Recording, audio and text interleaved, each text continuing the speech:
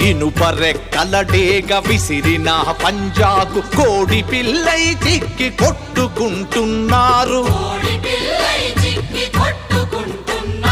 ఉట్టికి స్వర్గానికి అందకుండా తుదకు అస్థి పంజరమై అగుపించనున్నారు.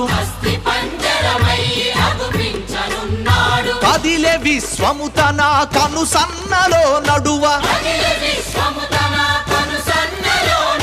కను బొమ్మలెగరేసి కాలగమనములోన మాయమైపోతున్నడమ్మా